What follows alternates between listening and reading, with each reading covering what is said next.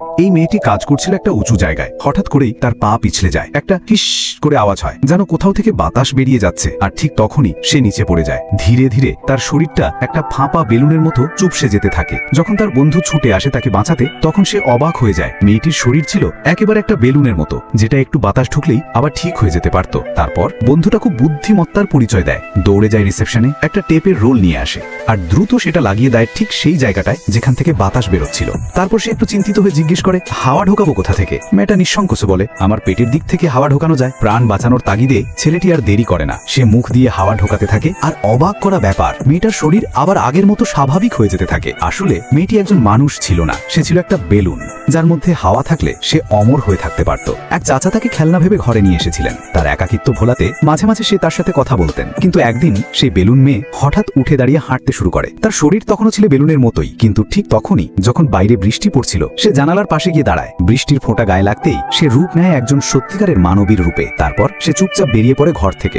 রাস্তায় যা কিছুই দেখছিল সবই তার কাছে ছিল নতুন। এক একটা জিনিস তাকে টেনে রাখছিল অনেকক্ষণ ধরে। সে লোকজনের পেছন পেছন হাঁটছিল, তাদের চলাফেরা, অভ্যাস সবকিছু শেখার চেষ্টা করছিল। একসময় সে চলে আসে একটা সেতুর ওপর, যেখানে অনেক শিশুরা খেলছিল। সে বন্ধুত্ব করতে এগিয়ে দেয় নিজের হাত, কিন্তু একটা ছোট্ট মেয়ে ভয়ে সঙ্গে সঙ্গে তার হাত ছেড়ে দেয়, কারণ তার হাত ছিল ভয়ঙ্কর ঠান্ডা। দিন শেষে সে এসে দাঁড়ায় একটা ঝকঝকে দোকানের সামনে। কৌতূহলে ঢুকে পড়ে ভেতরে। দোকানের মালিক ভাবে সে বুঝি কাজের জন্য এসেছে, তাই তাকে কাজেই রেখে দেয়। ধীরে ধীরে সে দোকানের অন্য কর্মীদের সঙ্গে বন্ধুত্ব গড়ে তোলে। তবে সে জানতো সে অন্যরকম, তার শরীরটা ছিল এখনো বেলুনের মতো। তাই নিজের সেই অস্বাভাবিক দাগগুলো ঢাকতে সে মেকআপ করে ফেলে। একদিন সে টিভিতে দেখে সাগরের দৃশ্য, আর এতটাই খুশি হয়ে যায় যে তার চোখে আনন্দ ঝিলমিল করে ওঠে। যখন দোকানের মালিক জানতে পারে সে কখনো সাগর দেখেনি, তখন পরদিনই তাকে নিয়ে যায় সমুদ্র তটে। সেখানে গিয়ে সে প্রথমবার সাগরের ঢেউ দেখে মুগ্ধ হয়ে যায়। সমুদ্র তটে ছড়িয়ে থাকা আবর্জনাও তাকে সুন্দর লাগে। এই পৃথিবীর সবকিছুই তার চোখে ছিল অপার সৌন্দর্য। কিন্তু ফিরে আসার পথে সে হঠাৎ নিজের ছায়ার দিকে তাকিয়ে থাকে। সে দেখে তার ছায়াটা ছেলেটির থেকে একেবারেই আলাদা। একটা আতঙ্ক তাকে ঘিরে ধরে। সে বুঝতে পারে তার আসল পরিচয় কেউ জেনে ফেললে সে আর কারো ভালোবাসা পাবে না।